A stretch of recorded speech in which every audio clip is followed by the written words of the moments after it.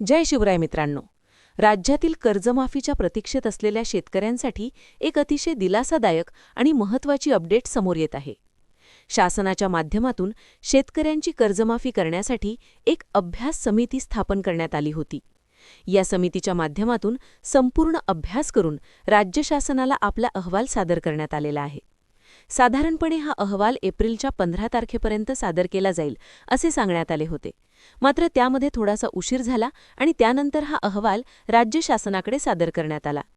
महत्त्वाची बाब म्हणजे राज्य शासनाने हा अहवाल आता स्वीकृत केलेला आहे. सध्या राज्यामध्ये काही ग्रामपंचायतींच्या पोटनिवडणुका सुरू आहेत.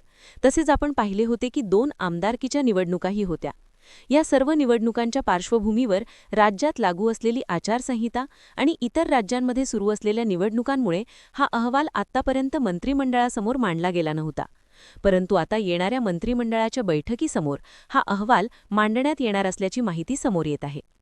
मित्रांनो, मंत्रिमंडळाची मंजुरी मिळाल्यानंतर या योजनेसाठीचा GR निर्गमित केला जाईल आणि त्यानंतर राज्यातील शेतकऱ्यांसाठी कर्जमाफीची योजना राबवली जाणार आहे. या कर्जमाफी योजनेमध्ये अनेक सुधारणा होण्याची शक्यता असल्याचे यापूर्वी सांगण्यात आले होते. मात्र सध्या तरी कोणत्याही प्रकारची सुधारणा करण्यात आलेली नाही. मंत्रिमंडळाच्या बैठकीमध्ये जर यासंदर्भात काही प्रस्ताव मांडण्यात आले आणि त्यावर मंजुरी मिळाली तर आवश्यक त्या सुधारणा करण्यात येतील.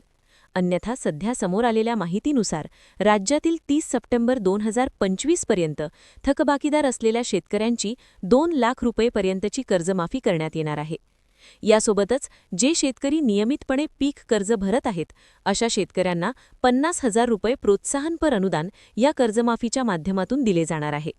आता सर्व शेतकऱ्यांचे लक्ष लागले आहे ते येणाऱ्या मंत्रिमंडळाच्या बैठकीकडे.